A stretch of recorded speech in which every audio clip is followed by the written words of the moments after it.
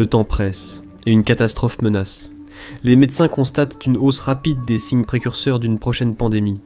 Des virus mortels passent des animaux aux humains, tandis que les voyages modernes les propagent à travers le monde en quelques heures. Pourtant, les gouvernements restent dangereusement mal préparés. Chaque avertissement mène à une conclusion sombre. Le monde est au bord d'une nouvelle crise. Dans cet épisode de The Infographic Show, nous allons voir quand les experts prévoient la prochaine pandémie.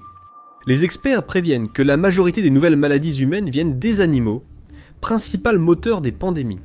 Selon les scientifiques, plus de 60% des maladies infectieuses et 75% des maladies émergentes chez l'homme sont d'origine zoonotique. Elles commencent chez les animaux avant de passer à l'homme, et ce chiffre augmente rapidement à mesure que la déforestation, l'étalement urbain et le commerce d'animaux sauvages rapprochent les espèces sauvages, le bétail et les humains, plus que jamais auparavant. Comment un virus franchit-il cette barrière? L'hôte d'origine, appelé espèce réservoir par les virologues, doit être suffisamment proche au moment où il libère assez de virus pour une exposition réelle. Ensuite, le virus a besoin des bons outils moléculaires pour envahir nos cellules. Il doit avoir une protéine qui trompe les cellules humaines pour y pénétrer, comme présenter une fausse carte à l'entrée d'une boîte de nuit.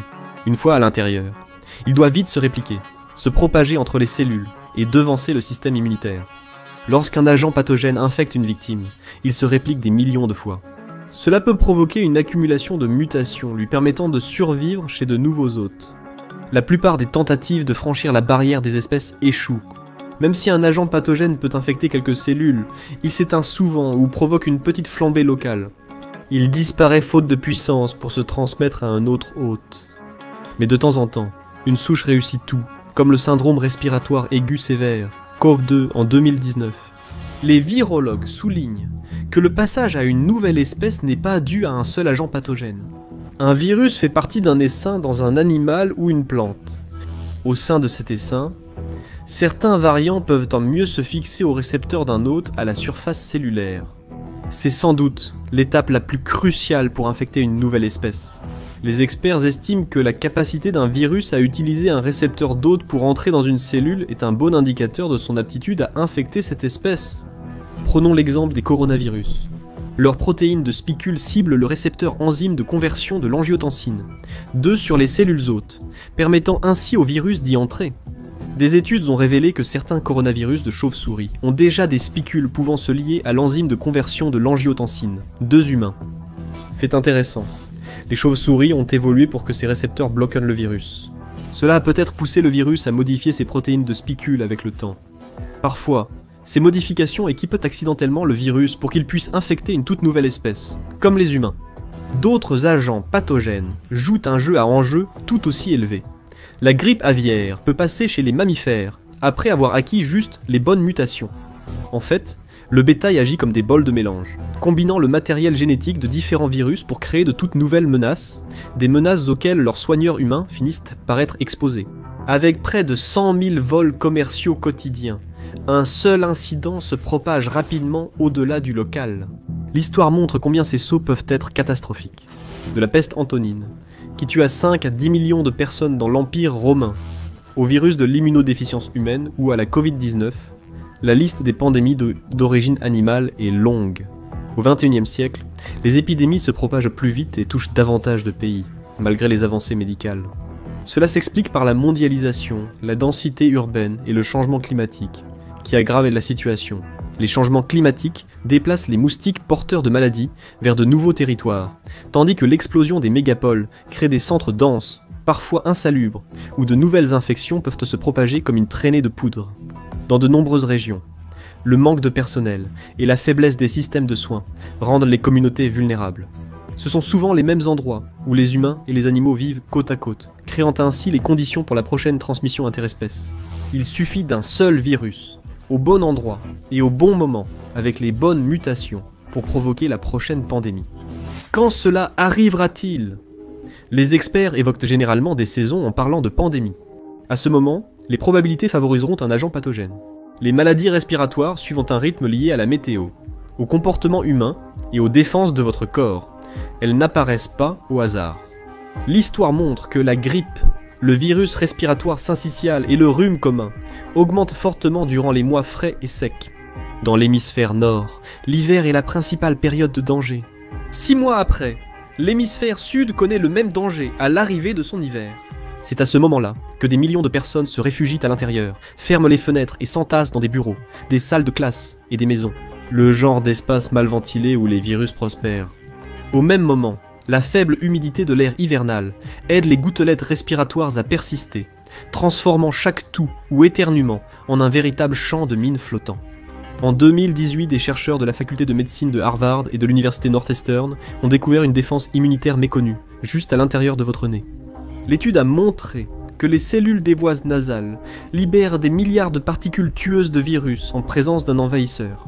C'est votre première défense contre les agents pathogènes de l'air. Malheureusement, ils ont également découvert que cette réponse est sensible à la température. Quand l'air refroidit, vos défenses nasales ralentissent, facilitant l'infection par les virus. Cela signifie que l'hiver ne nous nuit pas seulement à l'intérieur, il affaiblit aussi notre immunité précisément au moment où les virus sont les plus susceptibles de frapper. L'air sec à l'intérieur permet aux gouttelettes et aux aérosols chargés de virus de rester en suspension pendant des heures. Les systèmes de chauffage chauffent les pièces, mais assèchent l'air, laissant les particules microscopiques en suspension et facilitant leur dispersion. Les recherches de voyage pendant les fêtes et les déplacements mondiaux peuvent transformer une épidémie locale en urgence mondiale presque du jour au lendemain. Les virus sont aussi plus stables dans l'air froid et sec. Les études sur la grippe et les coronavirus révèlent que leur enveloppe résiste mieux au froid, ce qui les aide à survivre plus longtemps sur les surfaces et dans l'air. Cela signifie qu'un éternuement sur une barre de métro en janvier pourrait représenter une menace beaucoup plus longtemps que ce même éternuement en juillet. Même le soleil joue un rôle. Pendant les journées plus courtes de l'hiver, le rayonnement ultraviolet est plus faible, nous privant de l'un des meilleurs tueurs de virus de la nature. Pendant ce temps, les humains reçoivent moins de lumière du soleil, ce qui a montré qu'il réduit les niveaux de vitamine D et affaiblit légèrement le système immunitaire. Le résultat, c'est une tempête saisonnière où nos défenses baissent et la stabilité des virus augmente. Voilà pourquoi les autorités évoquent des périodes d'augmentation de l'activité des agents pathogènes. Ils surveillent le moment où la biologie, le comportement et l'environnement s'alignent pour donner au virus tous les avantages. Lorsque les premiers foyers de persistants apparaissent au-delà des frontières, au cœur de l'hiver d'un hémisphère, les experts savent que les enjeux ont augmenté de façon spectaculaire. Maintenant que nous connaissons la période ciblée par les scientifiques, voyons quels indicateurs ils utiliseront pour prévoir l'impact. Lorsqu'une mystérieuse épidémie commence à émerger quelque part dans le monde, les épidémiologistes ne restent pas les bras croisés en attendant les gros titres. Ils surveillent des fiches-pièges qui détectent le danger avant l'explosion. L'Organisation mondiale de la santé surveille plus de 30 agents pathogènes prioritaires, capables de déclencher la prochaine pandémie. Cette liste va des virus de la grippe A au virus de la dengue et à la variole du singe. Ils surveillent aussi des sous-groupes de coronavirus, et 2 virus de rongeurs figurent sur la liste. Alors, qu'est-ce que les scientifiques recherchent exactement ? Tout débute avec des cas de pneumonie sévère, inexpliqués signalés par un hôpital local, sans agent pathogène identifié. Cela ne signifie pas qu'une pandémie est imminente, mais cela suffit à éveiller les soupçons. Si le nombre de patients sous respirateur double chaque semaine, et que les soins intensifs sont saturés, les alarmes retentissent. Les Centers for Disease Control and Prevention et l'Organisation mondiale de la santé interviennent pour identifier l'émergence d'une nouvelle pandémie. Les laboratoires observent une hausse des tests positifs dans plusieurs régions. Si un virus double ses cas en moins d'une semaine, c'est un signe clair que la maîtrise pourrait bientôt échouer. En parallèle, les généticiens séquencent des échantillons pour savoir si c'est une nouvelle lignée d'un agent pathogène, connu ayant muté pour échapper vaccin ou immunité. Et c'est exactement ainsi que le variant Omicron du Covid-19 a pris le monde de court en 2021, contournant les défenses mises en place contre les souches précédentes. Si un nouveau virus agit ainsi, la course aux contre-mesures démarre aussitôt. Les pharmacologues et cliniciens s'empressent de tester antiviraux et vaccins. Si les premières données montrent que ces outils sont moins efficaces, le sentiment d'urgence augmente fortement. Au début de la Covid-19, les traitements étaient un peu efficaces et il n'y avait pas de vaccin. Un scénario que les scientifiques ne veulent pas revivre. Les épidémiologistes classent les menaces selon leur létalité et transmissibilité. Le virus Nipah tue jusqu'à 75% des infectés, mais ne se transmet pas facilement entre personnes. En revanche, les rhinovirus ou le rhume commun ont un taux d'infection élevé, mais des taux de mortalité très faibles. La grippe aviaire H5N1 mute vite et circule déjà chez les oiseaux, porcs et bétail, favorisant l'apparition de souches adaptées à l'humain. Pendant ce temps, le virus de la variole palourde a été presque éradiqué en 1980. Pourtant, les experts la considèrent toujours comme une menace pandémique, car la vaccination de routine a cessé il y a des décennies, laissant la plupart des gens vulnérables si elle venait à être relâchée, accidentellement ou intentionnellement. Les épidémiologistes préviennent qu'une nouvelle menace peut surgir partout, d'un marché de bétail en Afrique de l'Est, d'une ferme d'animaux sauvages en Asie du Sud-Est ou d'un accident de laboratoire. Ainsi, le réseau de surveillance de l'Organisation mondiale de la santé et d'autres organisations de santé couvrent plusieurs continents. Chaque signal qu'il s'agisse d'une flambée de fièvre dans une clinique rurale, d'une augmentation des admissions en soins intensifs ou d'une mutation génétique détectée dans un laboratoire lointain doit être intégré dans un système mondial d'alerte précoce. Mais le timing est essentiel.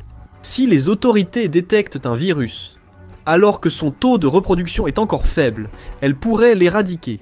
Mais si elles attendent qu'il se propage massivement dans la population d'une ville, le monde pourrait se retrouver embarqué dans un train fou vers la prochaine pandémie. La vérité effrayante est que le monde n'est pas prêt pour la prochaine pandémie. Quand la prochaine frappera, il sera sans doute trop tard pour arrêter la vague de douleur et de souffrance.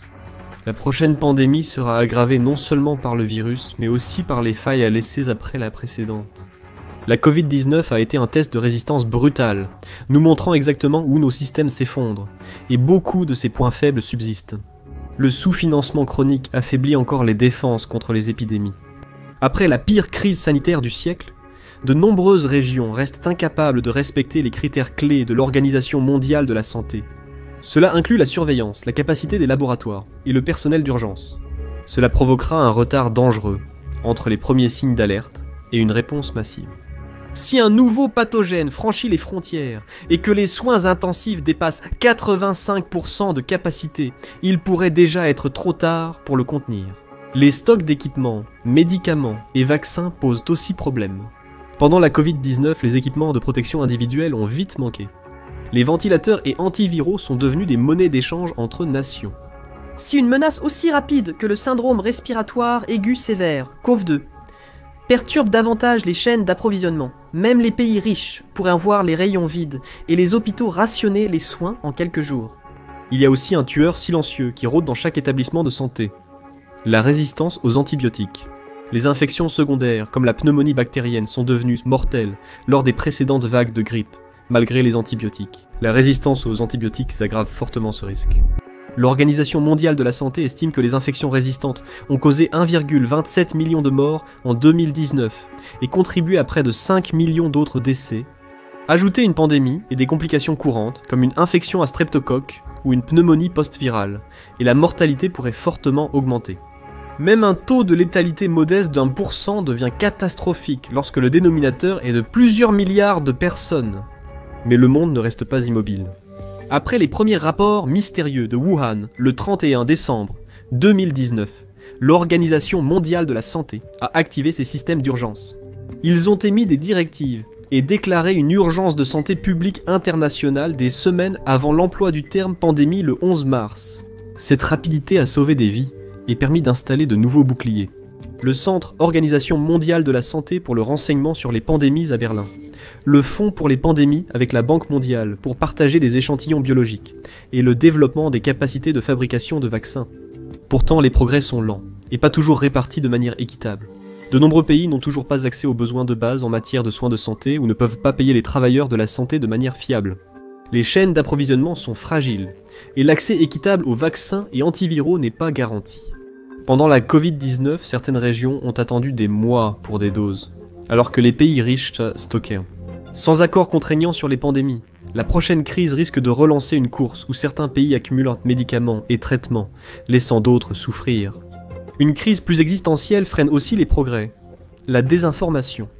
Durant la Covid-19, de fausses informations sur masques, vaccins et traitements ont nui à la confiance et freiné la gestion de la pandémie. Une future épidémie pourrait se diffuser par les voies respiratoires et les réseaux sociaux, sapant la confiance dans les mesures vitales avant leur application. Quand les gens ne font pas confiance aux experts, qui veulent pas les sauver, ils mettent aussi en danger leur entourage. Il faut privilégier les conseils d'épidémiologistes et médecins expérimentés plutôt que ceux d'un influenceur TikTok ou d'un politicien sans formation médicale. La vérité est difficile à accepter. Nous possédons aujourd'hui les moyens pour éviter ou freiner une nouvelle pandémie. Mais la fenêtre d'action se rétrécit. Si le sous-financement, la fragilité des chaînes d'approvisionnement et la désinformation persistent, même des virus moins dangereux que la Covid-19 pourraient tuer des millions de personnes, non pas faute de pouvoir les stopper, mais par manque de préparation. Alors, quand commencera réellement la prochaine pandémie ? Ce n'est pas lorsque le premier patient tombe malade, ni même lorsqu'un laboratoire publie un génome en ligne. Le compte à rebours débute lorsqu'une autorité sanitaire crédible confirme une transmission soutenue dans au moins 2 pays et demande l'activation des protocoles d'urgence dans les hôpitaux. Ce jour-là, pour toutes les raisons pratiques, c'est le premier lundi après que ces critères sont atteints. Mais pourquoi un lundi ? C'est alors que paraissent les avis de voyage, que les assureurs revoient les polices, que les écoles discutent de fermer et que les gouvernements recommandent de rester chez soi. En d'autres termes, le lundi est le moment où une alerte de santé publique se transforme en action mondiale, et l'histoire montre que cette déclaration arrive souvent au cœur de l'hiver. Le virus a déjà une avance de 3 à 6 semaines, repensez à la Covid-19. Bien que le monde n'ait pas ralenti avant mars 2020, les épidémiologistes étaient en alerte dès janvier, après que l'Organisation mondiale de la santé a reçu des signalements de pneumonie inexpliqués le 31 décembre 2019. Au 30 janvier, avec moins de 100 cas en dehors de la Chine et aucun décès, l'Organisation mondiale de la santé avait déjà déclaré une urgence de santé publique de portée internationale. Puis, les lundis tout au long du mois de mars, le monde a commencé à se refermer lentement. Fait intéressant, les grandes pandémies n'apparaissent pas par hasard statistique. C'est ce qui aide les scientifiques à prédire quand la prochaine pourrait survenir. Des études indiquent qu'un événement comme le Covid a environ 2% de chances de survenir chaque année. Pour quelqu'un né en 2000, cela représente environ 38% de chances d'en vivre un jusqu'à présent. Pour des événements extrêmes, comme la grippe espagnole de 1918-1920, ayant causé plus de 30 millions de morts, la probabilité annuelle est estimée entre 0,3% et 1,9%. Cela signifie qu'une autre pandémie de cette ampleur est attendue dans les 400 prochaines années, et elle pourrait arriver bien plus tôt. Et à mesure que le monde devient plus connecté, la probabilité d'un agent pathogène de niveau pandémique augmente. L'espoir vient de la réaction rapide de la science. Le génome du syndrome respiratoire aigu sévère, COV2, a été séquencé en quelques jours. Les vaccins étaient en essai clinique, chez l'homme 66 jours après la publication de la séquence, un record qui a sauvé des millions de vies. Mais la rapidité n'est pas garantie. Elle dépend du financement durable de la recherche sur les maladies infectieuses, des plateformes de réaction rapide et des réseaux mondiaux de santé publique. Sans investissement régulier, nous risquons de perdre la mémoire musculaire qui nous a permis de réagir si vite en 2020. Donc, si vous voulez vraiment entourer une date sur votre calendrier, vous devrez prendre en compte de nombreux facteurs. Et le mieux que vous puissiez faire, c'est choisir une date avec une probabilité plus élevée que les autres. Et vous ne seriez jamais sûr à 100%. Le moment de la prochaine pandémie dépend de la biologie, du comportement et de la préparation. Mais lorsque l'annonce sera faite, marquez le premier lundi qui suit comme le premier jour. À ce moment, les vols sont détournés, les marchés tremblent et le monde retient son souffle. Jusque-là, la variable la plus importante, c'est nous. Nous devons faire confiance aux experts, financer davantage les laboratoires et professionnels de santé, et améliorer nos systèmes d'alerte précoce. Les microbes continueront de nous défier. La question est de savoir si d'ici ce lundi, nous serons prêts. Alors, quelles leçons tirer de tout cela ? Les pandémies n'arrivent pas avec des signaux d'alerte retentissants. Au contraire, elles montent en puissance lentement. Quand nous prenons conscience du problème, l'agent pathogène a souvent déjà pris pied. Comme mentionné précédemment, les scientifiques estiment qu'il y a environ 2% de chances chaque année qu'une épidémie aussi importante que la Covid-19 puisse émerger, et ce risque augmente.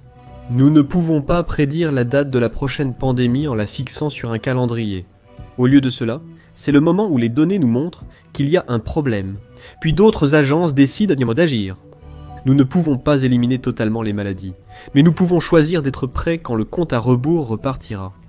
Les médecins peuvent mettre en garde contre la prochaine pandémie, mais l'histoire a déjà montré à quel point elle peut être mortelle. Découvrez pourquoi la grippe espagnole, la pire épidémie moderne, a causé plus de 50 millions de morts,